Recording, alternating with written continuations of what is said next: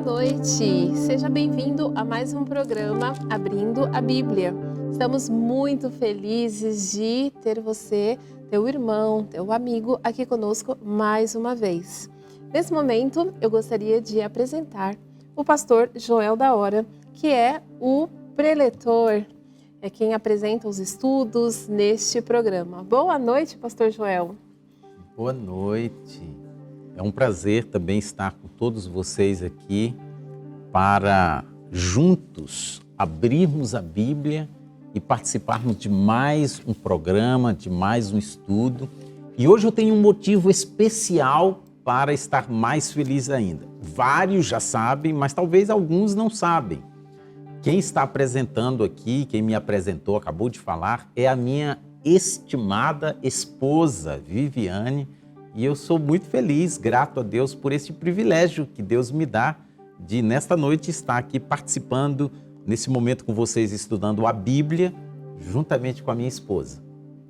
Muito obrigada. E eu agradeço as palavras do meu digníssimo esposo. Agradeço pelo privilégio e oportunidade de estar aqui com ele neste programa tão abençoado, esse programa que traz a verdade através da palavra de Deus. E antes de nós começarmos o estudo dessa noite, nós vamos orar pedindo a orientação do Espírito Santo, a guia do Espírito Santo, através deste estudo da palavra de Deus, para que venhamos entender e principalmente colocar em prática em nossas vidas. Então, vamos orar.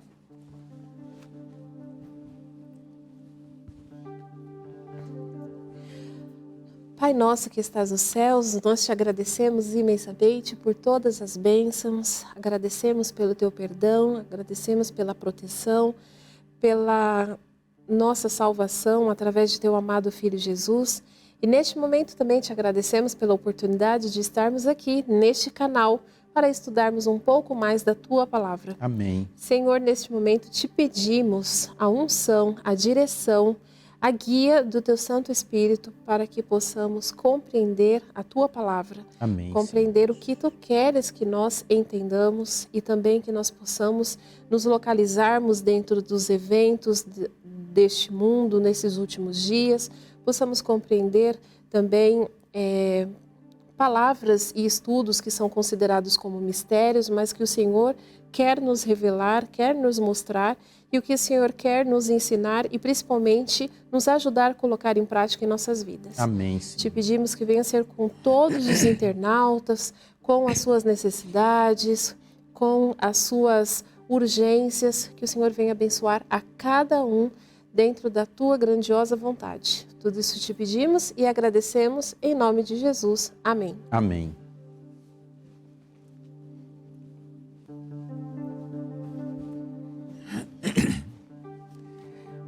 Bem, então, sobre o que nós vamos estudar nessa noite? Porque na semana passada nós concluímos os estudos da parte histórica do livro de Daniel, não é verdade? Que se estendeu até o 6º capítulo. E hoje nós vamos iniciar o estudo de um bloco profético, com base nos últimos capítulos do livro de Daniel. Interessante que até nesse sentido nós encontramos uma simetria perfeita no livro de Daniel, né? O livro de Daniel parece que está dividido no meio, pois tem 12 capítulos. 6 capítulos são históricos e 6 capítulos são proféticos. Então, nós concluímos os capítulos históricos na semana passada e hoje nós vamos começar o estudo dos capítulos proféticos. Muitas pessoas dizem, né, que assim como o Apocalipse é um livro selado, Daniel é um livro quase que incompreensível, né? Mas nós vamos ver que é perfeitamente compreensível, principalmente porque nós já oramos pela unção do Espírito Santo e agora nós vamos começar a estudar. Então, vamos lá? Vamos lá. Dentro do que você falou, meu amor, que muitos entendem que é quase incompreensível, né? Inclusive o título do estudo desta noite é o que significa os animais de Daniel 7.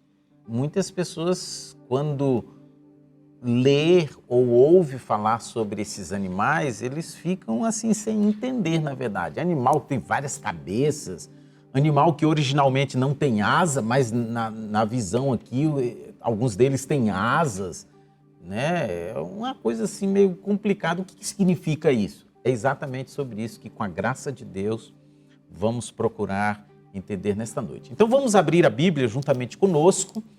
Como a minha esposa já falou, nós estamos iniciando agora a série profética, capítulo 7. Então abra sua Bíblia aí, Daniel, capítulo 7 e o versículo 1.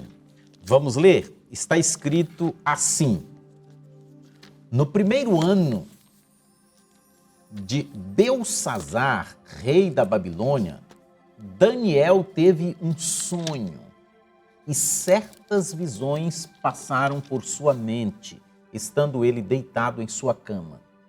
Ele escreveu o resumo do seu sonho.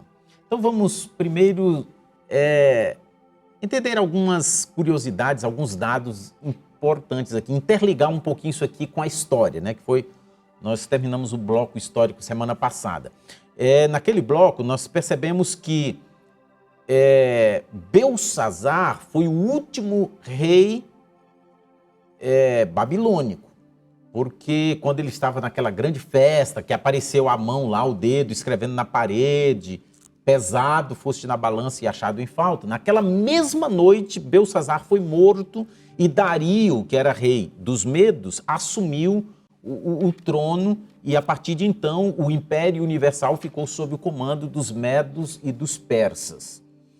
E aquele acontecimento ali foi no final do reinado do rei Beltsazar. O capítulo 5 do livro de Daniel fala do final do reinado de Beltsazar. Mas esta visão aqui, o texto diz que foi no primeiro ano de Beltsazar. Então Daniel teve essa visão antes do acontecimento que está no capítulo 5 de Daniel.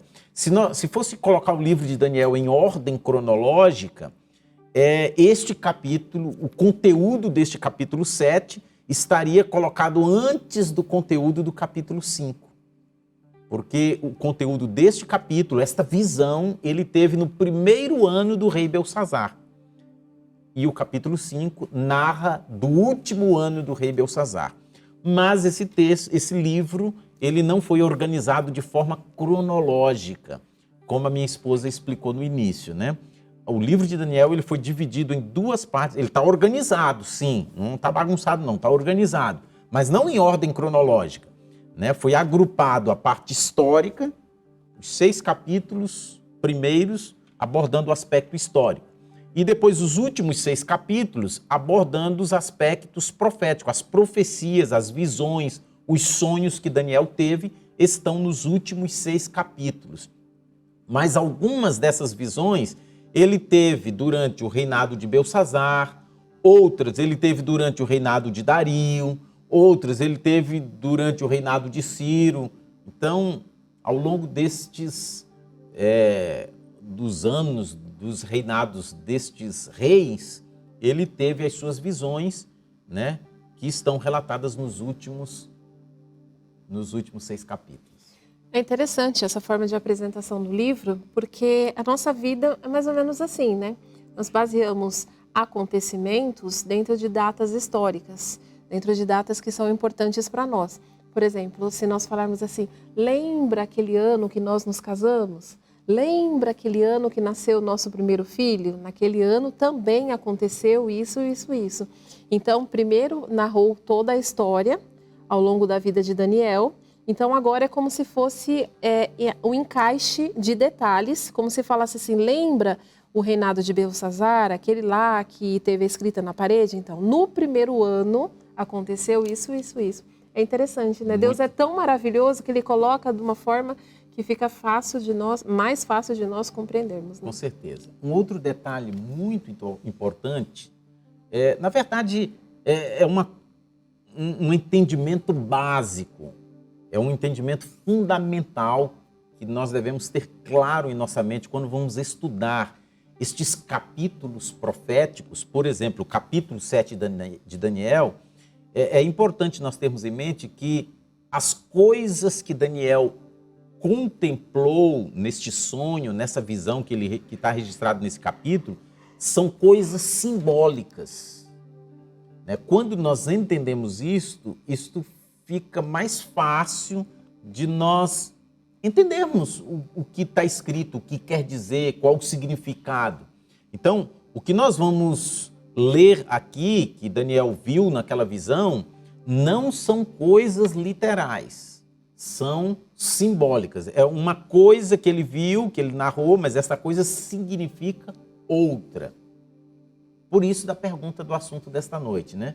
O que significam os animais do capítulo 7 de Daniel? Porque, na verdade, tudo é significativo, tudo é simbólico aqui.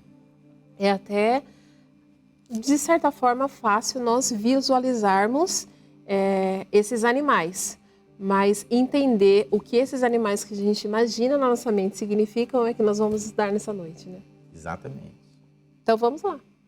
Talvez alguém esteja pensando, mas, irmão Joel, como que o irmão chegou nessa conclusão de que o conteúdo aqui, visto por Daniel, é simbólico e não literal?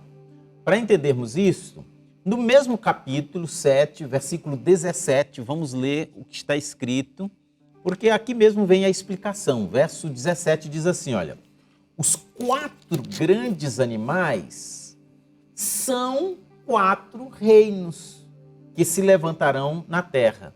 Está claro, não é uma conclusão minha, baseado somente na minha imaginação. Eu afirmei que o conteúdo aqui é simbólico, né? Cada coisa que ele viu significa alguma outra coisa, aponta, indica para alguma outra coisa, não é por uma conclusão imaginária da minha mente, mas é com base no que está escrito, né? O texto deixa claro que o verso 17, os 4 animais são 4 reinos, significam 4 reinos, indicam 4 reinos. Muito bem. Então, com isso em mente, vamos continuar prosseguindo estudando essa visão, né? Muito bem. Então vamos lá, vamos voltar agora no início do capítulo, vamos ler agora os versos 2 e o versículo 3. Leia conosco, está escrito assim, olha, Daniel disse, na minha visão à noite, eu vi os 4 ventos do céu agitando o grande mar. 4 grandes animais, cada um diferente dos outros, subiram do mar. Então, peraí, olha só. Então, como o livro é simbólico, né? Cada elemento tem um significado. Então, eu posso começar a perguntar o que significa, né? Então, o texto está falando que eu vi 4 ventos. O que significam esses ventos? O texto também fala assim, agitando o grande mar. O que significa esse mar? Esse grande mar. E 4 grandes animais, o que significam esses animais? São os elementos que estão citados aqui. Exatamente. É muito boa essas perguntas, minha esposa, minha querida, porque bem aqui no início algumas pessoas já se prosseguem lendo, sem entender. Aí, sem entender esses 2 primeiros versículos, aí fica sem entender o resto do capítulo todo. Então, essas perguntas são muito importantes e nós vamos ver a própria Bíblia explicando, né? Porque não deve ser uma interpretação minha, particular, né? Está escrito que a palavra de Deus será regra sobre regra, um pouco aqui, um pouco ali. Então, nós vamos comparando texto com texto e a Bíblia mesmo se explica. Abra sua Bíblia no livro do profeta Jeremias. Jeremias está um pouquinho antes do livro de Daniel. Jeremias, capítulo 25, e os versículos 32 e 33. São 2 versículos que nós vamos ler agora. Assim diz o Senhor, vejam, a desgraça está se espalhando de nação em nação. Uma terrível tempestade se levanta desde os confins da terra. Naquele dia, os mortos pelo Senhor estarão em todo lugar, de um lado ao outro da terra. Ninguém pranteará por eles e não serão recolhidos e sepultados, mas servirão de esterco sobre o solo. Aqui usa a expressão, uma terrível tempestade se levantará. Tempestade, ventos. Quando tem vento muito forte, muitos ventos, qual a palavra que nós chamamos para denominar isso? Tempestade, né? Sim. Uma tempestade. O mesmo texto na Nova Versão Transformadora está escrito assim, o mesmo texto é de Jeremias 25, versículo 32. Vou ler só o versículo 32. Assim diz o Senhor dos Exércitos, vejam a calamidade virá sobre uma nação após a outra. Um grande vendaval está se formando nos confins da terra. Então, na Nova Versão Internacional, diz uma grande tempestade. E eu expliquei que quando nós vemos muitos ventos muito fortes, nós chamamos isso de tempestade. Mas alguém pode questionar, alguém pode dizer, irmão Joel, é uma conclusão sua. Eu estou lendo o mesmo texto numa outra versão e na outra versão usa a expressão um grande vendaval. Na minha diz uma grande tormenta. Uma grande tormenta.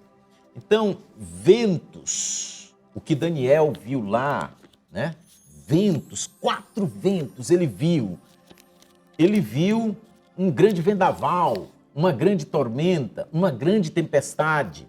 E de acordo com o texto aqui de Jeremias, quando nós lemos os 2 versículos, nós percebemos que em resultado deste grande vento, deste grande vendaval, muitos morreram.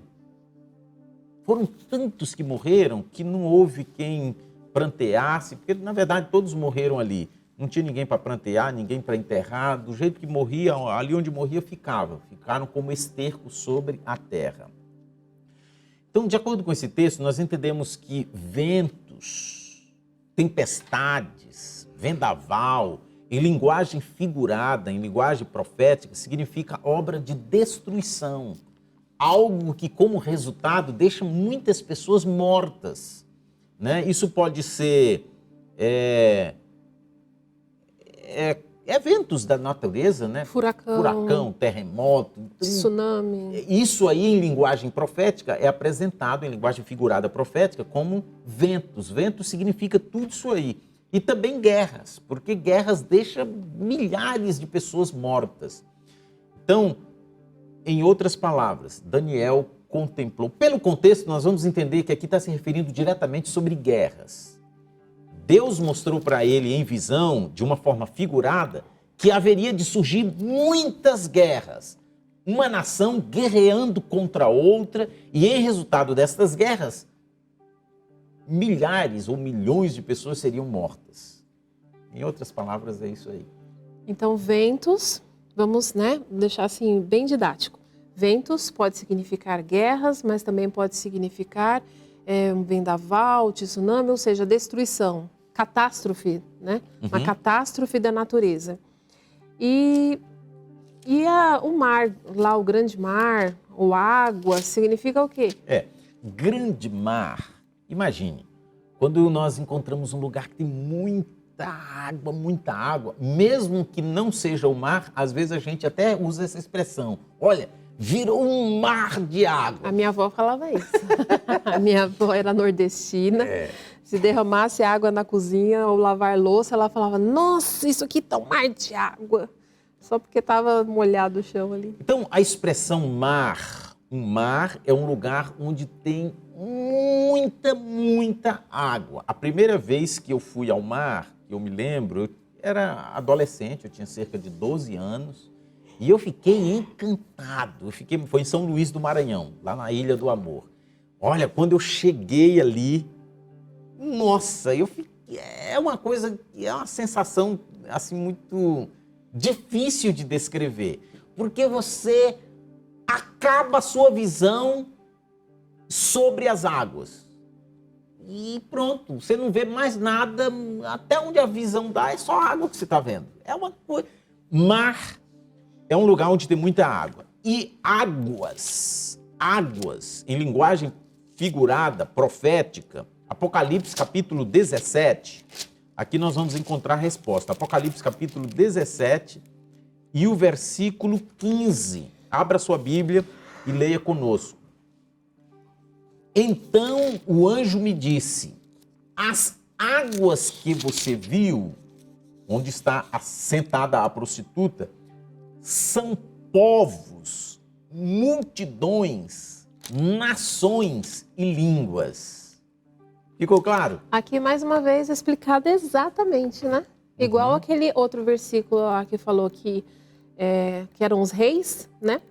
Esse daqui está falando, né? Que são multidões.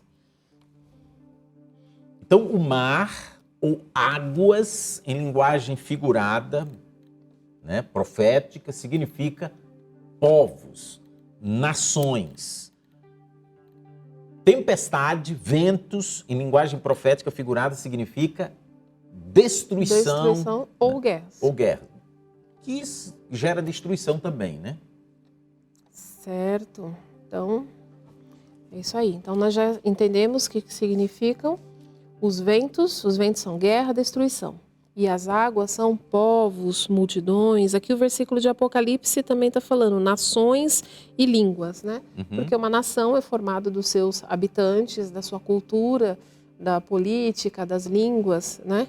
Mas aqui a gente pode colocar o significado como multidão. Povos, né? São povos. Muito bem. E tudo isso, só para a gente voltar, tudo isso está no versículo qual mesmo de Daniel? Versos 2 e 3. Versos 2 e 3 de Daniel. Lá mostrou três coisas, né? Ventos, mostrou mar e mostrou animais. 4 grandes animais. O que significa esses animais? Nós já lemos no capítulo 7, verso 17, que diz que os 4 grandes animais são 4 reinos que se levantarão da terra. Então, os 4 animais, o texto deixa claro que são 4 reinos. Né? Eu fico maravilhado, meu bem, ao estudar a Bíblia e ver que ela mesma se explica. Né? É só nós compararmos, não é uma leitura superficial corrida assim, mas é estudar com oração, comparando um texto com outro, e o Espírito Santo vai iluminando a nossa mente e a própria Bíblia vai respondendo. E buscar as verdades como um tesouro, né? A pessoa que vai procurar um tesouro, os tesouros, ouro, diamante, pedras preciosas, não estão à flor da pele hoje em dia. As coisas estão bem escondidas, precisa de equipamentos, de esforços, de sacrifício. E para nós procurarmos a verdade, precisa de dedicação, de empenho, comprometimento e persistência, né? Então, resumindo esses versículos 2 e 3, nós entendemos que Deus mostrou a Daniel naquela visão, que está aí no capítulo 7, que surgiriam guerras entre as nações, umas subvertendo outras, dando origem a 4 reinos universais. Eu falei assim de uma forma bem resumida.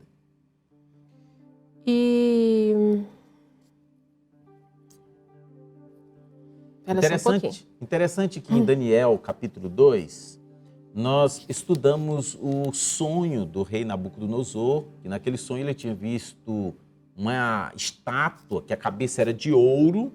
Preste bem atenção nisso, ó. Cabeça de ouro, braços e peitos de prata, o ventre de cobre e as pernas de ferro. Percebe que a estátua estava dividida em 4 grupos, em 4 etapas? Então, era isso justamente que eu ia perguntar, porque eu estava lembrando da estátua, da visão da estátua, que cada parte da estátua era um reino diferente.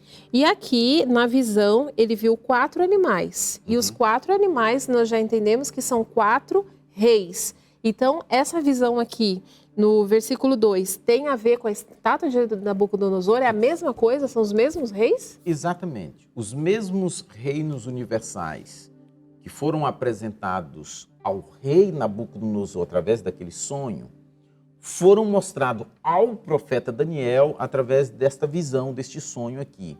E talvez alguém fique pensando, mas por que mostrar os mesmos reinos, os mesmos impérios, mais de uma vez? Para pessoas diferentes. Por que isso? Por que essa repetição? Não, se você fez essa pergunta, é uma pergunta lógica que vem à mente. Mas eu quero te dizer que apesar de mostrar mais de uma vez, não foram só 2 vezes, não, foram mais de 2. Uma vez a Nabucodonosor, nós estamos vendo esse momento aqui mostrando a Daniel, no capítulo 7, mas nós vamos ver isso repetir outras vezes. Por que tantas vezes? Na verdade, em cada momento, Deus tinha um enfoque. Era apresentado um aspecto específico. Por exemplo, para o rei Nabucodonosor, o aspecto específico que Deus mostrou, que Deus destacou ali naquele sonho, era mostrar que o reino babilônico não seria um reino eterno, que o reino babilônico seria sucedido por outros reinos. O rei Nabucodonosor não era Deus, não era o soberano supremo do planeta Terra, muito menos do universo. Não. Os babilônicos seriam vencidos por outro reino, esse outro reino depois seria vencido por outro, esse outro finalmente seria vencido por outro, mas chegaria um momento que todos os reinos terrestres seriam deixariam de existir e apenas o reino de Deus, o reino de Jesus, é que seria estabelecido como um reino eterno. Esta verdade é a verdade que se destaca no capítulo 2. Então, podemos dizer que para Nabucodonosor, Deus queria mostrar a fragilidade, a vulnerabilidade, né, dele e também do seu reino. Exatamente. Né? E também a finitude, que o seu reino não seria para sempre. Nem ele mesmo, nem através dos seus descendentes, ele não teria uma linhagem eterna ali na Babilônia, porque o reino seria findo, né? Então era isso que Deus queria mostrar naquele momento para Nabucodonosor, certo? Exatamente. E para Daniel? E para Daniel, no capítulo 7, qual que é o enfoque? Qual que é o objetivo? Nós vamos descobrir estudando juntos os detalhes, estudando cada animal, o significado de cada animal. Quando nós prosseguirmos, que é o que nós vamos fazer agora, nós vamos descobrir qual que é o enfoque de Deus, o que Deus queria transmitir, né? Ele queria chamar a atenção para qual detalhe? Nós vamos descobrir ao longo do estudo. Então vamos lá. Capítulo 7 agora, nós vamos ler o versículo 4. Leia conosco. O versículo 4. O primeiro animal daqueles 4, primeiro parecia um leão e tinha as asas de águia. Eu o observei até que as suas asas foram arrancadas. E ele foi erguido do chão, de modo que levantou-se sobre 2 pés como um homem e recebeu coração de homem. Então, semelhante ao sonho lá da estátua, nós percebemos que a primeira etapa lá, a cabeça de ouro, Deus mesmo revelou para Daniel e Daniel falou para o rei Nabucodonosor, isso aí és tu, ó rei, né? A cabeça de ouro representava o Império Babilônico, né? Que teve o seu domínio, a imagem que vocês acabaram de ver na tela aí, mostrou o ano que iniciou e até quando se estendeu o Império Babilônico. E aqui, lá era cabeça de ouro, agora aqui é apresentado nessa figura de um leão. Agora veja bem, um leão com 2 asas, não é normal um leão ter asas, leão não tem asa. Mas nessa visão aqui, que apareceu a Daniel, o leão tinha 2 asas como de águia. Essas asas como de águia representam a rapidez das conquistas, né, que o Império Babilônico teve na sua primeira etapa, né, sob a coordenação do rei Nabucodonosor.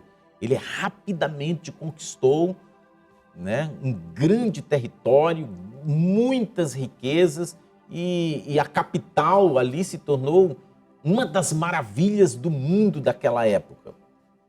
Então, essa primeira etapa de rápidas conquistas, isso é ilustrado com essas 2 asas de águia. Mas essas asas foram arrancadas depois, né? Os reis babilônicos que sucederam a Nabucodonosor já não foram tão ágeis, rápidos em conquistas como ele havia sido, né? Foram mais moderados e são comparados agora com esta figura de um coração mais maleável, um coração de homem.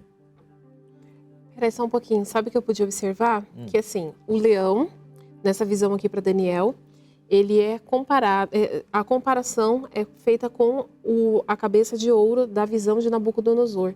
Nas duas alegorias, esses símbolos, eles são comparados a coisas nobres, né? Então, a cabeça da estátua é de ouro, é um metal nobre na tabela periódica, né? É um metal nobre, é uma riqueza também neste mundo. E na alegoria para Daniel foi representado como o leão. Não é dito que o leão é o rei da selva, o rei dos animais também. Ele tem a sua nobreza. Então dá para perceber que esse reino era um reino de nobreza, de imponência, de poder, né, na sua prática das conquistas, né? Agora imagine só um leão com asas. Além da força, tinha a rapidez, como o pastor explicou.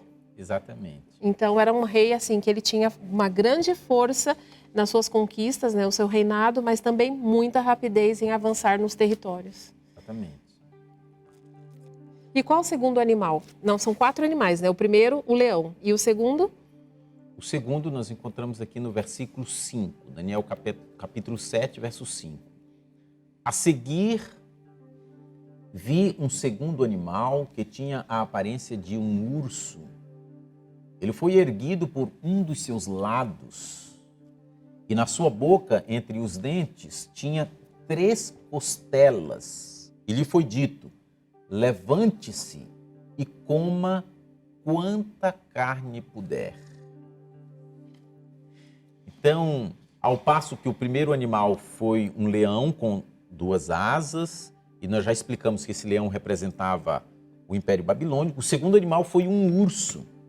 E este urso, o animal tinha a aparência de um urso, né? Ele foi erguido por um dos seus lados e na boca, entre os dentes, tinha 3 costelas. Isso aqui representa o Império Medo-Persa, que foi o império que sucedeu Babilônia no domínio universal.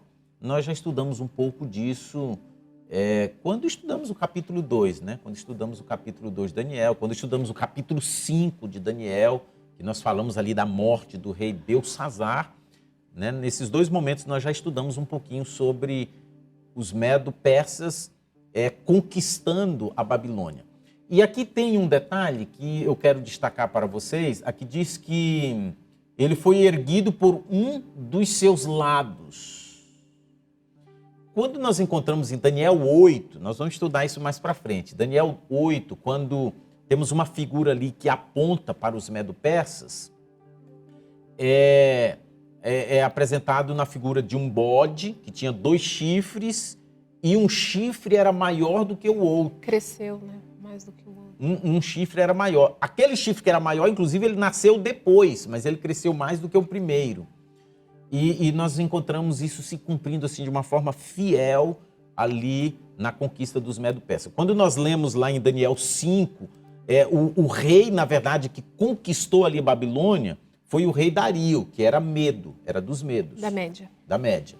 Mas aí o que acontece? Os persas, né, que naquela ocasião o rei da Pérsia era sobrinho de Dario. Os persas, eles tiveram a sua proeminência depois do pessoal da Média, né? Dos Medos. Mas eles depois se expandiram mais do que os Medos, né? Veio depois, mas ele se expandiu mais e teve um poder e uma proeminência maior do que o que veio primeiro, o que veio conquistando primeiro.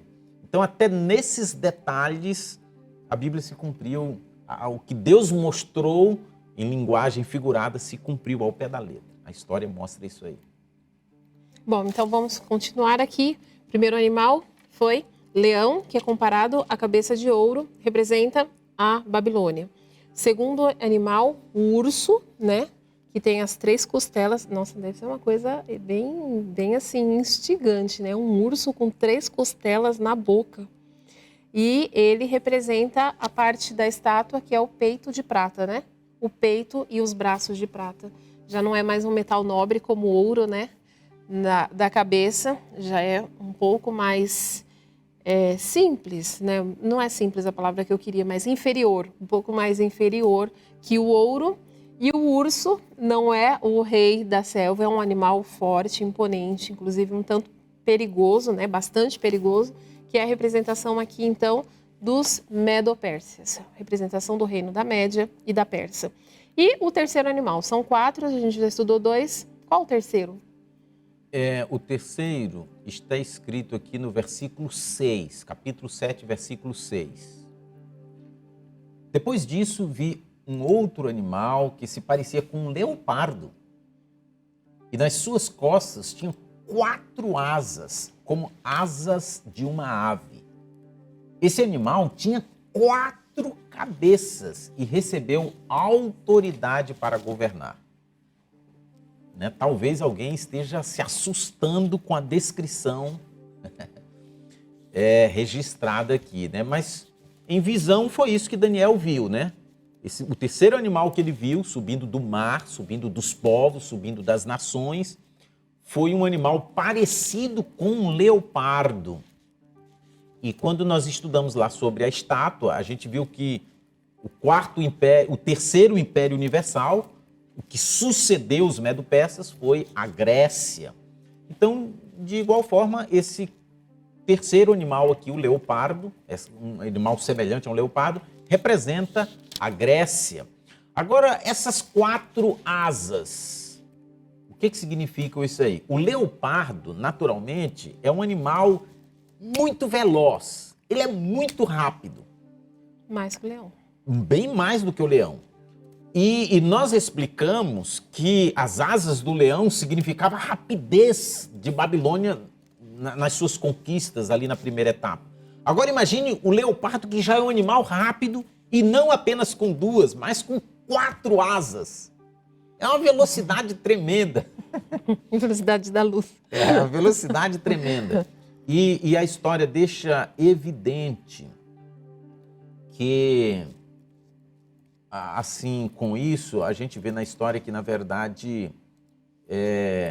as conquistas da Grécia sob a direção de Alexandre não tiveram paralelo em sua rapidez. Foi muito, muito, muito rápido. Em menos de 8 anos, Alexandre, com seu exército, marchou mais de 10.000 quilômetros. Naquela época não era com avião, com coisa motorizada como é hoje. Então, era a pé, com exércitos, à base de luta corporal. Então, a história deixa muito claro assim que Alexandre o Grande, a velocidade com que ele ampliou o seu território e as suas conquistas foi sem rival. Isso fica muito bem ilustrado pelo que Deus mostrou na visão aí, um leopardo com 4 asas. E 4 cabeças, o que significa essas 4 cabeças? Um mesmo animal com 4 cabeças. O animal significa o reino, né? Uhum. Nós lemos no versículo 17, os 4 animais são 4 reinos. Então, um reino com 4 cabeças. Então, isso aqui significa a subdivisão do império da Grécia, logo após a morte de Alexandre, pelos 4 principais generais de Alexandre, né, que foram Cassandro, Lisímaco, Ptolomeu e Seleuco. Era o mesmo império, mas foi dividido o seu governo, a sua administração, sobre esses 4 principais generais. Fácil de compreender, né? Porque se um corpo tem só uma cabeça, é só esse cérebro que vai liderar o corpo. Agora imagine o corpo desse leopardo com 4 cabeças, 4 cérebros querendo liderar. Vamos voar para esse lado? Não, vamos para esse. Vamos para esse? Não, é aqui. Né? Então já mostra que é uma divisão. E já mostra também que todo reino que é dividido, ele se torna mais fraco, né? Uhum. Exatamente. E o quarto animal? O quarto animal, nós vamos ler aqui nos versículos 7, 8, vamos pular 2 versículos e vamos também para o versículo 11 e 12. Abra sua Bíblia e nos acompanhe. Na minha visão, à noite, vi ainda um quarto animal, aterrorizante, assustador e muito poderoso. Tinha grandes dentes de ferro, com as quais despedaçava e devorava suas vítimas, e pisoteava tudo o que sobrava. Era diferente de todos os animais anteriores e tinha 10 chifres. Enquanto eu estava refletindo nos chifres, e vi um outro chifre pequeno que surgiu entre eles. E 3 dos primeiros chifres foram arrancados para dar lugar a ele. Esse chifre possuía olhos como os olhos de um homem e uma boca que falava com arrogância. Continuei a observar por causa das palavras arrogantes que o chifre falava. Fiquei olhando até que o animal foi morto e o seu corpo foi destruído e atirado no fogo. E foi tirada a autoridade dos outros animais, mas eles tiveram permissão para viver por um período de tempo. Bem, os 3 primeiros animais eram animais que todos nós já conhecemos da natureza, mas esse aqui, esse quarto aqui, ninguém nunca nem viu, né? Exatamente. Esse aqui não foi encontrado assim, Daniel não encontrou nenhum animal da selva que parecia com este quarto animal que ele viu. Então ele não encontrou nenhum assim para assemelhar, e ele usou essa expressão. Era um animal terrível e espantoso, causava terror, espanto, pavor ao ver.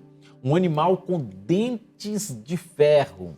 É interessante que a 4ª divisão apresentado lá na estátua eram as pernas, né? Cabeça, peitos e braços, ventre, a 3ª etapa, e a 4ª as pernas. E as pernas da estátua eram de ferro. Os dentes deste animal também eram dentes de ferro. Né? Olha, a produção colocou aí na tela uma imagem aí do animal que não tem nenhum animal parecido com ele. As unhas eram de bronze, dentes de ferro, unhas de bronze. E este animal, olha a boca dele ali, os dentes, misericórdia. Parece uma assombração. E ele tinha 10 chifres. É comum vermos animal com um chifre ou com 2, né? Mas esse tinha 10 chifres. 10 chifres. Existe um veado que tem bastante chifre, mas na verdade, se a gente for ver, são 2. Da cabeça saem 2 e aqueles 2 têm galhos. Ramificações. Mas não era o caso desse animal. Saía da cabeça mesmo, 10 chifres. Era uma coisa... Não tem nada na natureza assim. E Daniel diz, olha, é espantoso. Só que ele continuou olhando e ele viu que, de repente, começou a nascer um outro chifre pequenininho, uma pontinha pequenininha. E diante desse outro chifre pequenininho que começou a nascer, 3 dos que já existiam caíram. É tipo assim, quando está nascendo o dente, né? Nasceu um dentinho e 3 dentes caem quando nasce um. Geralmente é o contrário, né? Primeiro cai um dente para nascer o outro. E só nasce um no lugar de um que caiu. Mas aqui foi diferente. Nasceu o chifre e ao nascer 3 dos que já existiam caíram. Só que esse chifre, ele falava coisas arrogantes. Um chifre que falava. Um chifre que falava. Nossa. E falava coisas arrogantes. Então, Daniel ficou assim... Apavorado. E ele falava coisas arrogantes até que o animal foi lançado no fogo. Lançado no fogo e queimou. E o texto continua dizendo que os outros animais foram diferentes. Os outros animais, lhe foi dado viver durante mais um tempo. Passou o tempo deles, mas eles ficaram vivendo, eles não foram mortos. Mas esse aqui foi lançado no fogo. Então, aqui tem alguns detalhes que eu gostaria de destacar com todos vocês aqui. O que significa essa questão de os 3 primeiros animais ser passado o tempo deles, mas eles não serem mortos em seguida, ficarem vivendo durante um tempo. Mas esse aqui vai ser morto, jogado no fogo. Isso aqui significa o seguinte: quando os medos e os persas conquistaram Babilônia, conquistaram o mundo, o Império Babilônico, ele perdeu o seu poder de governar. Mas a cidade continuou existindo, as pessoas continuaram existindo. Daniel mesmo, que era um estadista do Império Babilônico, ele passou a ser um estadista do Império Medo-Persa. Então, as pessoas continuaram vivendo, não foram destruídas. Houve só uma substituição de governante. De governante. Mas não houve um extermínio da população, nem destruição do território. Nem do território. Quando a Grécia alcançou o domínio universal, também aconteceu a mesma coisa. Os medos e os persas continuaram existindo, o seu território, as pessoas continuaram existindo. Quando Roma alcançou o domínio universal, a Grécia até hoje existe, não deixou de existir, né? Então, todos estes continuam ainda, as pessoas vivas, o seu território continua existindo, não foram mortos. Agora, este quarto animal aqui não vai ter um outro reino terrestre universal depois dele. A profecia não apresenta isso. Quando nós estudamos, por exemplo, Daniel 2, a estátua lá mostra as pernas de ferro, que é o quarto império, e depois mostra os pés, barro misturado com ferro, que é uma sequência das pernas de ferro. E os 10 dedos ali representam as 10 nações europeias que vieram à existência da subdivisão do Império Romano. Mas nenhum deles é um império universal. Império universal, de acordo com Daniel 7, a partir daquele tempo que Daniel estava vivo, apenas 4. Primeiro, babilônico. Segundo, os medo-persas. Terceiro, Grécia. E o quarto, Roma. Roma, aqui, é apresentado com 10 chifres. Depois nós vamos ver mais detalhes o que significa esses 10 chifres, etc. Mas um outro animal que representa um reino universal não tem. Este último reino universal será destruído, lançado no fogo. É isso que nós encontramos aqui, né? Não encontramos uma outra. E nós já estamos bem avançados no tempo deste quarto império. Nós estamos já estamos nos aproximando desse momento da destruição final, de ser lançado no fogo.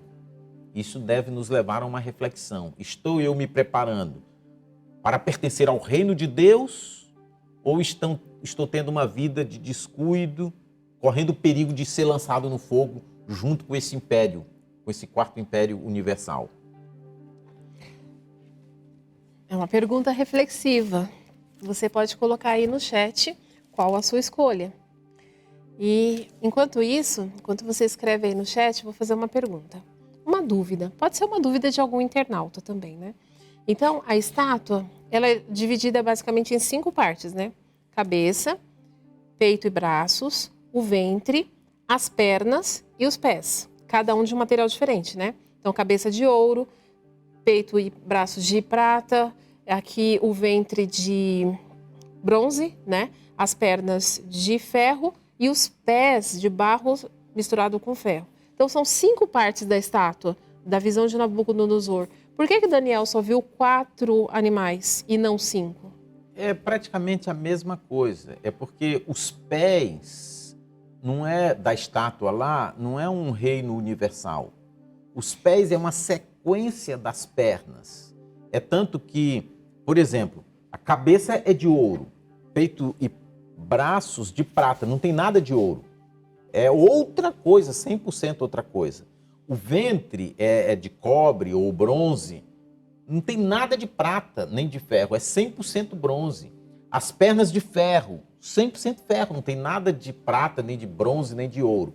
Agora, os pés são de barro misturado com ferro. Percebe uma sequência do ferro nos pés? Então, os pés, na verdade, não é um quinto império universal. Os pés da estátua é uma última etapa do império das pernas. Que tem algumas características do Império das Pernas, mas algumas modificações novas. Em outras palavras, o império das pernas adentra nos pés e estão presente nos pés até o fim. E no dia destes reis, misturado do barro com o ferro, vem o reino de Cristo. Isso é muito interessante. Até falar uma coisa rapidinho. Que assim, quando um outro reino era estabelecido, eles não exterminavam a população, não destruíam o território, mas eles chegavam com a sua cultura e a sua cultura acabava substituindo ou sendo imperiosa sobre a cultura anterior. Então, por isso também não tinha uma mistura dos elementos, mas nem cultura, nem política. Mas pode ser que na última... pode ser não, há uma mesclagem de cultura, de ideologia, de leis. Bom, é o senhor que vai explicar, né? Então vamos continuar. Mas só fechando a explicação desse ponto aí, lá em Daniel 2, aparentemente tem 5 divisões, mas não são 5, são 4. Aquela que parece a quinta é uma sequência da quarta. E aqui em Daniel 7 tem 4 animais, só que o quarto animal tem 10 chifres. Eu expliquei que nós vamos falar daqui a pouquinho o que significa esses 10 chifres. Esses 10 chifres significam os 10 dedos. É a mesma coisa. Então vamos lá. Quando nós lemos sobre o quarto animal, nós pulamos 2 versículos. Nós pulamos o versículo 9 e o versículo 10. Nós vamos ler agora esses versículos, o 9, o 10 e também o 13 e o 14. Aqui é um outro detalhe que foi inserido naquela visão, paralelo aos 4 animais. Vamos ler rapidamente? Enquanto eu olhava, tronos foram postos no lugar, e um ancião se assentou.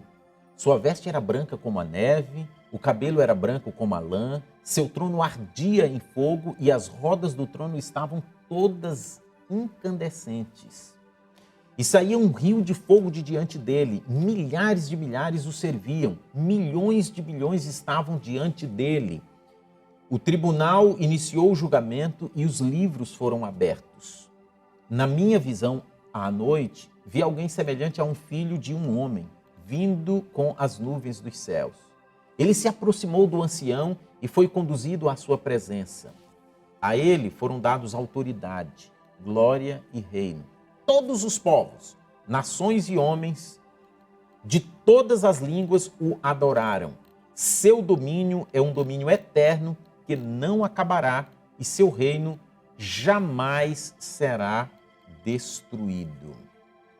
Então, nós encontramos agora aqui uma cena de juízo. Eu vou explicar rapidamente porque o nosso foco do estudo hoje não é sobre o juízo. Mas, em resumo, este ancião de dias aqui, esse ancião é Deus, o Pai, que está sentado no seu trono, ali com os anjos em volta dele, milhares e milhares de anjos, e ali iniciou uma obra de julgamento com base no que está escrito nos livros. Abriram-se os livros e iniciou o julgamento. É o que nós encontramos aqui. Quando iniciou esse julgamento? Esses detalhes nós não vamos adentrar nisso hoje. Quando nós formos estudar sobre o próximo capítulo, Daniel capítulo 8, verso 14, aí nós vamos, e também Daniel capítulo 9, verso 25, aí nós vamos entrar em detalhes quando iniciou esse julgamento, por quê, o que significa, como funciona. Esses detalhes nós vamos deixar para um outro momento. Só que esses textos também explicam que o Filho do Homem, Jesus, ele veio em uma nuvem e se dirigiu ao ancião de dias. Tem pessoas que se confundem aqui, né? Jesus sobre a nuvem. Acha que está falando da segunda vinda de Cristo, mas não é sobre a segunda vinda de Cristo. Aqui está falando de uma vinda de Cristo ao ancião de dias, a Deus, o Pai, no trono, lá no céu. É uma ida de Jesus de um lugar para outro, lá no céu, comparecendo diante do Pai. E naquele momento vai ser dado a ele o poder, a glória e o reino será entregue a ele. Depois disso, aí que Jesus vem aqui na terra. Depois de ele receber do Pai essa autoridade, a glória e o reino, aí ele vem, de fato, né, fazer a sua segunda vinda a esta terra. Beleza. Mas agora uma coisa, sabe aquela ponta pequena, o chifre que cresceu mais que os outros lá? O senhor não vai explicar? Muito bem, é legal saber essa pergunta, essa curiosidade. Daniel também teve essa mesma curiosidade. Ele ficou, assim, como diz alguns, com esse assunto encafifado na mente dele, né? Dessa ponta pequena.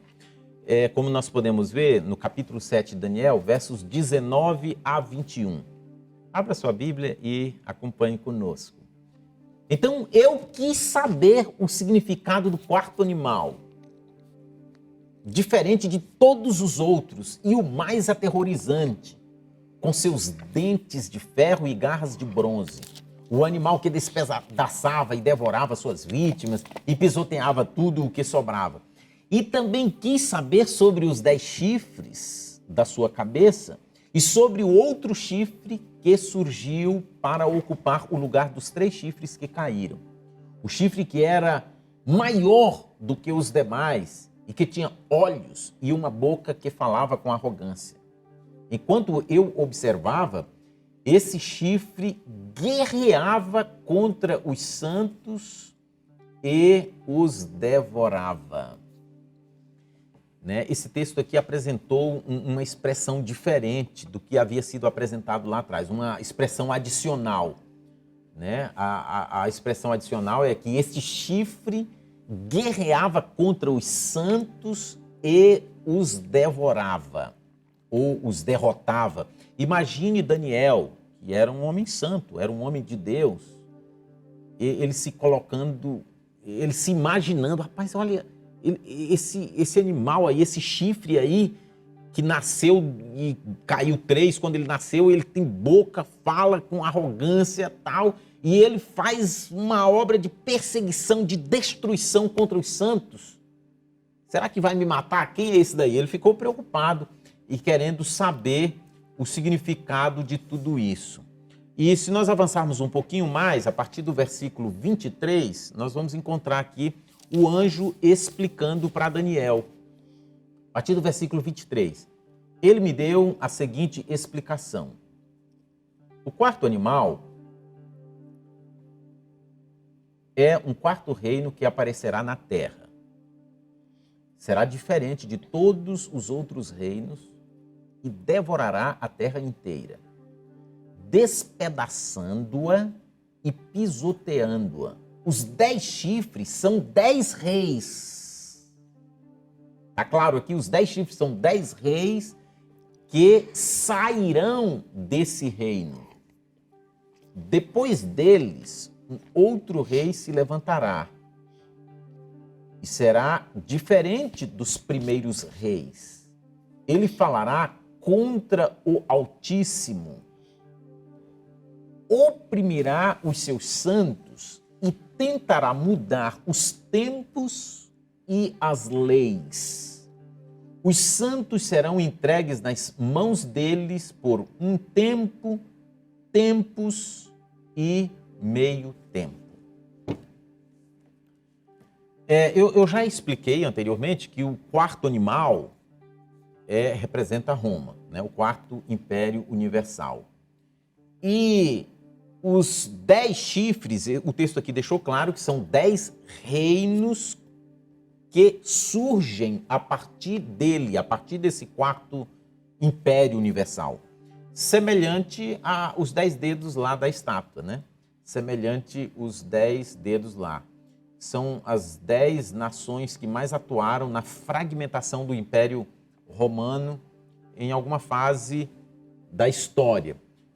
Lá quando eu expliquei Daniel capítulo 2, eu até citei os nomes deles, né? Os hunos, que hoje são os alemães, os ostrogodos, que hoje é a Áustria, os visigodos, que hoje é a Espanha, os francos, que hoje são os franceses, os vândalos, que é ali a África, os suevos, que são os portugueses, os burgundos, a Suíça, os érulos, sul da Itália, anglo-saxões, que é a Inglaterra, e o 10º, os lombardos, que corresponde hoje ao norte da Itália.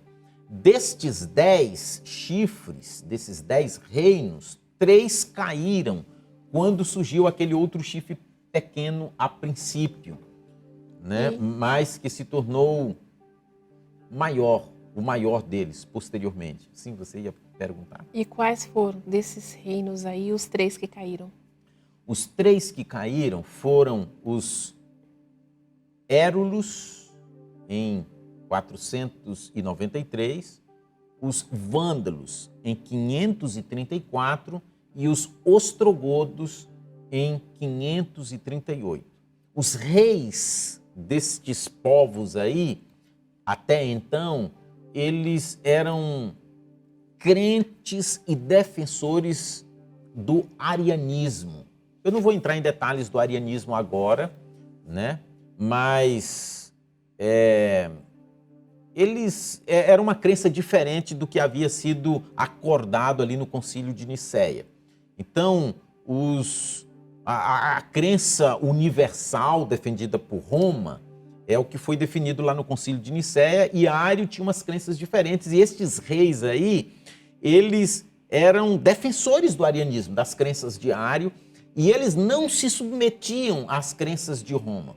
E enquanto eles não se submeteram ou não foram subvertidos, o papado não pôde avançar, não pôde imperar sobre o mundo.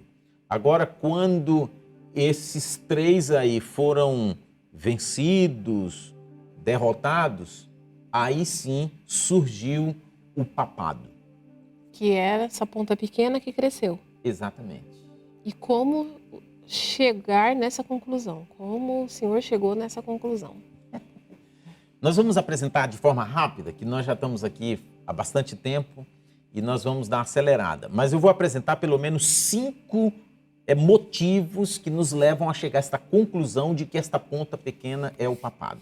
A primeira é que, exatamente no ano 538, quando o último daquele chifre, o último dos 3 chifres caiu, foi exatamente em 538 que iniciou o período do Império Papal. Isso é coincidência?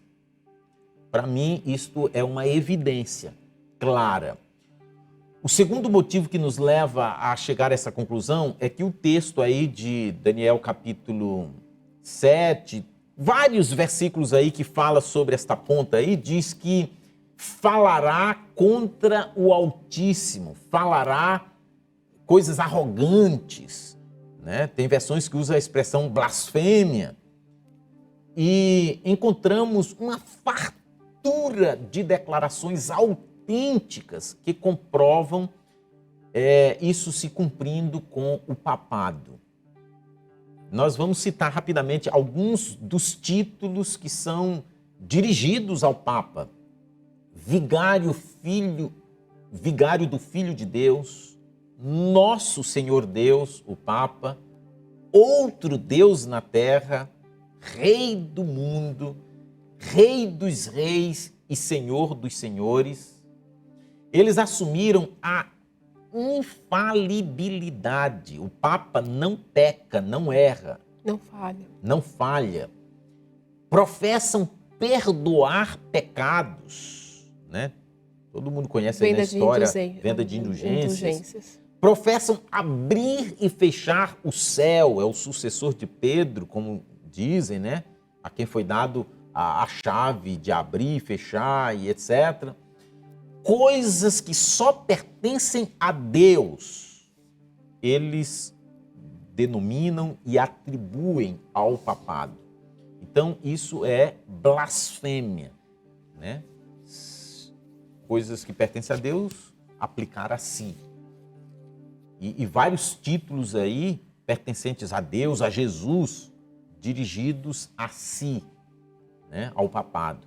Então, ele falará contra o Altíssimo, falará coisas arrogantes, blasfêmias. Nós encontramos isso se cumprindo de uma forma plena no papado. É um outro motivo que nos leva a esta conclusão. O terceiro, O texto diz que oprimirá os seus santos. E no verso 21 diz que este chifre guerreava contra os santos e os derrotava. Inquisição. Oprimir os santos, fazer guerra contra os santos, derrotar os santos. Quem oprimiu, perseguiu e devorou os fiéis seguidores da Bíblia, como o papado? A história não registra nenhum outro poder, nenhum outro império, não apresenta. Existe uma avalanche de fatos registrados na história que não deixam sombra de dúvida de que esta é mais uma prova de que este chifre significa o papado. 50 milhões de mártires, contando por baixo, afirmam os historiadores, se erguerão no juízo como testemunhas contra a obra sanguinária da Igreja Católica. Milhões de valdenses, pioneiros do protestantismo e muitos outros morreram condenados pela Igreja por crerem e defenderem os ensinos da Bíblia, simplesmente por isso. Então, este é um terceiro motivo que nos mostra claramente se cumprindo esta descrição apontada na profecia com o papado. Não se cumpre com nenhum outro, é com ele mesmo. Um quarto motivo é que o texto prossegue dizendo: e tentará mudar os tempos e as leis. Em outras versões está no plural, os tempos e a lei. O papado mudou a lei de Deus. A lei de Deus que está na Bíblia não é a mesma que está no catecismo. No catecismo está diferente. Adaptada. Foi tirado o segundo mandamento que proíbe a adoração à imagem de esculturas, para não condenar a crença deles de adoração a imagens. Então mudou a lei de Deus, tirou o mandamento todo. E Jesus falou que nós não podemos tirar nem um jota, nem um tio, mas eles tiraram o segundo mandamento, o quarto mandamento da lei de Deus, que apresenta o dia santo que Deus estabeleceu na criação, o sábado, o sétimo dia da semana. Ele mudou. Lá no catecismo está domingo e festas. Guardar domingos e festas. Colocou o primeiro dia da semana no lugar do sétimo, o primeiro dia da semana alusivo à adoração ao Deus Sol. Mas eles dizem, não, mas Jesus é o Sol da justiça. Mas na verdade isso aí vem de uma origem pagã, Que Roma era pagã a princípio, e eles adoravam muitos deuses, e dentre eles o Sol era o principal dos astros ali. Então, olha que mudança. Tirou o segundo mandamento. O quarto, tirou o dia estabelecido por Deus e colocou o dia de uma outra divindade ali, o primeiro dia da semana, alusivo a uma outra divindade. Aí, para não ficarem 9 mandamentos, porque tirou um, fica 9, Então, o 10º dividiu em 2, para continuar com 10 mandamentos. Mudou completamente a lei de Deus. Desta forma, num certo sentido, ele se colocou acima de Deus. E tem um texto bíblico, que ele se assentou no trono de Deus, querendo parecer Deus. Olha aí, querendo, parecer Deus, acima de Deus, mexendo, alterando, mudando, querendo mudar aquilo que Deus tinha estabelecido. Isso aqui não se cumpre com nenhum outro a não ser com o papado. Este é um quarto motivo que nos leva a ter essa conclusão de que esta ponta pequena significa o papado. E um quinto motivo que eu vou mencionar aqui é que a última parte do texto mostra o tempo que este poder oprimiria os santos. Os santos serão entregues nas mãos dele por um tempo, tempos e meio tempo. Se você ler esse mesmo texto em várias versões, Na linguagem de hoje, por exemplo, lá está escrito por 3 anos e meio. Tem versões que falam por 3 tempos e meio. Por que você chega nessa conclusão? É porque, conforme Daniel capítulo 4, versículo 23, um tempo quer dizer um ano aqui em Daniel aqui. Porque lá em Daniel capítulo 4, verso 23, lá fala que sobre o rei Nabucodonosor, ele ia ficar 7 tempos comendo capim igual boi, sendo molhado do orvalho. E aqueles 7 tempos significavam exatamente 7 anos. Agora veja bem, um tempo, tempos, o mínimo do plural, tempos, são 2. Então é um tempo, mais 2 tempos, dá 3 tempos e meio. 3 tempos e meio. Se um tempo é um ano, então na verdade são 3 anos e meio. O ano judaico aqui contabilizado era o ano de 360 dias. Então, 3 anos e meio, 360 dias vezes 3, mais a metade de um ano, mais a metade de 360, 180.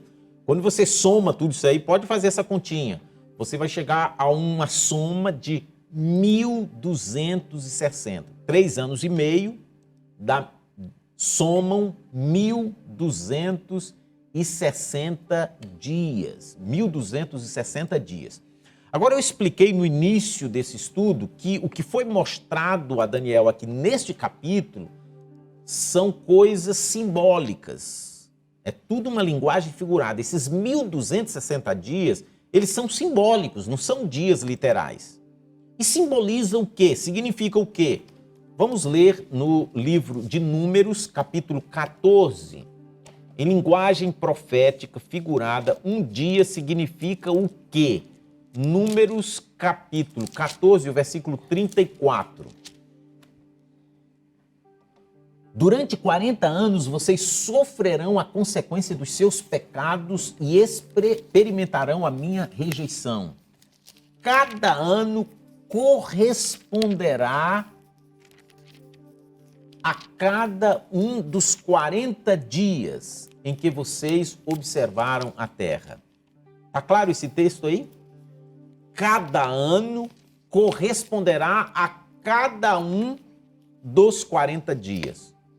Um dia correspondente a um ano. Um dia significando um ano. Mais um texto no livro do profeta Ezequiel, capítulo 4 e o versículo 7, a primeira parte. Durante 40 dias, tempo que eu determinei para você, um dia para cada ano. Está claro aí? Um dia, em linguagem profética figurada, significa um ano. Um dia significa um ano. 1.260 dias significam 1.260 anos. O papado iniciou seu período de supremacia, eu já mencionei anteriormente, foi no ano 538, quando o último daqueles 3 chifres caíram. Em 538 iniciou ali o período de supremacia papal. 538 mais 1.260 anos de supremacia, apontado na profecia, nós chegamos até 1798. Foi exatamente este período, o período de supremacia papal, porque em 1798 o Papa foi preso e levado ele foi exilado pelo general francês Berthier. E ali acabou a supremacia papal. Alguns anos depois foi eleito um novo papa, mas nunca mais o papado teve aquele poder todo que ele tinha, né? Isso é apresentado mais detalhes em Apocalipse, eu não vou me aprofundar nisso hoje. Mas lá em Apocalipse usa a expressão que ele recebeu uma chaga mortal. Mas essa ferida mortal ia ser curada. Então ele recebeu essa chaga mortal, essa ferida, lá em 1798, e depois foi curada, mas ele não voltou a ter mais aquele poder todo que tinha antes. Então nós vemos aí que o tempo, o período apontado na profecia, que seria de 1260 anos, se cumpriu ao pé da letra com o papado. Do ano que ele assumiu a sua supremacia até o ano que ele perdeu a sua supremacia, somam-se exatamente 1260 anos, o período apontado na profecia. Com todas estas provas, tem como não chegar à conclusão de que esta ponta pequena aponta ao papado? É uma coisa muito evidente, é uma coisa muito clara, com inúmeras provas de muitos historiadores, né? Você chega a esta conclusão. E imagino que tenha ficado muito claro a questão dos animais dentro desse capítulo, mas esse capítulo termina com os animais? Termina por aí? Não, né? O título do assunto é o que significam os animais. Os animais significam o leão, Babilônia, o urso, Medo-Pérsia, o leopardo, a Grécia. E o outro bicho diferente. E o animal terrível, espantoso, com dente de ferro e tal, representa Roma. Os 10 chifres, a gente entendeu, aquele chifre pequenininho também nós entendemos. Mas o que significa nós sabemos, mas o capítulo não termina aqui. Eu gostaria que vocês abrissem a Bíblia aí, em Daniel 7, e vamos ler o finalzinho desse capítulo, que eu acho muito lindo isso aqui. Versos 26 e 27. Mas o tribunal o julgará. Julgará aquele chifre pequeno lá, tá? Que fez tudo isso aí. Mas o tribunal o julgará. E o seu poder será tirado e totalmente destruído para sempre. Então, a soberania, o poder e a grandeza dos reinos debaixo de todo o céu serão entregues nas mãos dos santos, o povo do Altíssimo. O reino deles será um reino eterno, e todos os governantes o adorarão e lhe obedecerão. Queridos, isso aqui é lindo, isso aqui é maravilhoso. A conclusão do capítulo não termina mostrando os santos sendo mortos, destruídos. Apesar dos santos serem perseguidos, mortos, destruídos, e tanta coisa ruim acontecer com os servos de Deus ao longo dos séculos, mas o capítulo termina mostrando esta ponta pequena sendo destruída. Lembra que o quarto animal foi lançado no fogo? Sim. Foi lançado no fogo com as pontas todas, com todas as pontas, inclusive essa ponta pequena aí que cresceu e se tornou arrogante. Mas os santos não são destruídos. Pelo contrário, os reinos deste mundo que hoje estão nas mãos de pessoas ímpias, pessoas que maltratam os seguidores de Cristo, os reinos deste mundo são entregues nas mãos dos santos. E o tribunal que vai determinar isso não será nenhum tribunal terrestre. Será o tribunal de Deus, aquele tribunal que nós lemos lá nos versículos 9, 10, 13 e 14. Aquele tribunal que quem preside é o ancião de dias, Deus o Pai, né, com todos os anjos. Eles sabem de tudo que acontece, de justiça e de injustiça. Está tudo anotado nos livros. E Deus condenará todos que não fizeram aliança com Ele, todos que não aceitaram a salvação que Ele oferece, mas todos que fizeram pacto com Deus. Os santos de todas as épocas, a eles, de acordo com o texto aqui, será entregue o domínio e eles reinarão para sempre com Jesus. Diante deste conhecimento, eu e você somos levados a tomar uma decisão. Hoje, não lá, hoje nós podemos decidir em que grupo estaremos naquela ocasião. Estaremos no grupo dos que serão destruídos com a ponta pequena, com o quarto animal, lançados no fogo, ou estaremos participando do grupo dos santos, que serão salvos e se assentarão com Cristo no trono e reinarão com Ele por toda a eternidade? A decisão, a determinação para isso é tomada hoje. Se nós nos rendermos, nos submetermos, concordarmos com o que foi estabelecido pelo papado, né, com a lei de Deus que foi mudada, guardando o domingo, adorando imagem e todos os ensinos apresentados e impostos pela igreja, mas que não tem base na Bíblia, se nós fizermos isso no nosso dia a dia, infelizmente seremos destruídos naquela ocasião. Mas se nós abrirmos a Bíblia no nosso dia a dia, aceitarmos os ensinos divinos que estão apresentados a nós, né? Colocarmos a nossa vida em harmonia com estes ensinos, estaremos fazendo parte dos santos do Altíssimo. E naquele dia, nós adentraremos para o reino eterno. Qual a sua decisão? É você que decide. O meu desejo é estar fazendo parte dos santos do Altíssimo. Eu acredito que esse é o seu desejo, né, minha linda? O meu também. Se você está tendo dificuldades para se posicionar ao lado de Jesus, ao lado dos ensinos da Bíblia, nós estamos aqui para te ajudar, para te estender a mão.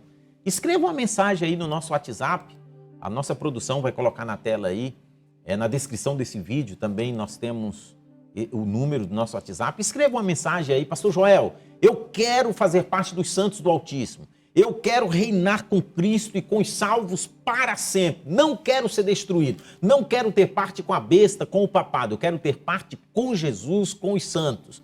Mas eu tenho dificuldade. Escreva aí a ajuda que você precisa e para nós será um grande prazer ajudar no que estiver ao nosso alcance.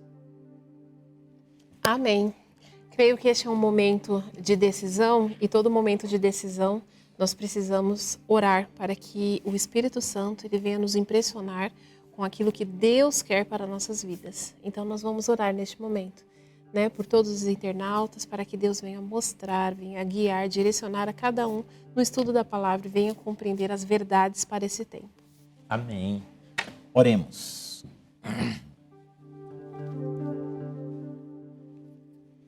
Pai nosso que estás nos céus, muito obrigado, Senhor, por mais desta oportunidade que o Senhor nos deu de abrirmos a Bíblia e juntos com os teus filhos de vários lugares e também com a minha esposa aqui no estúdio, estudarmos o que está escrito na tua palavra. Obrigado, Senhor, pela iluminação do teu Santo Espírito. Perdoa, Senhor,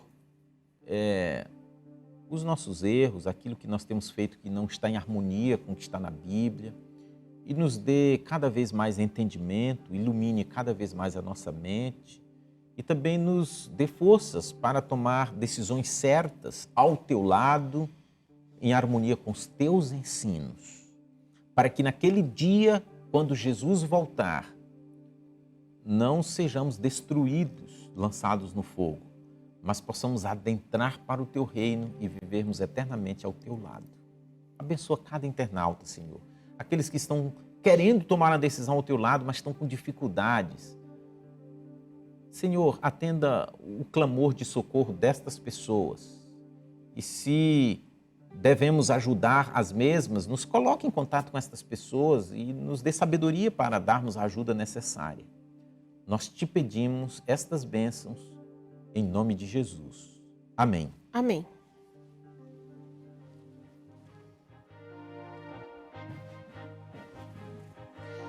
Nós agradecemos a sua presença neste canal, neste programa de hoje, estudando junto conosco a Palavra de Deus. Pedimos a Deus que venha abençoá-lo em sua vida, em todas as suas necessidades. E gostaríamos de pedir que você clique no joinha, porque assim o YouTube vai indicar este conteúdo a milhares de pessoas assim que elas abrirem a sua página. Este conteúdo fica gravado, então você pode assistir mais vezes. O estudo de hoje foi um tanto, como é que diz assim, um tanto integral, né, completo, forte.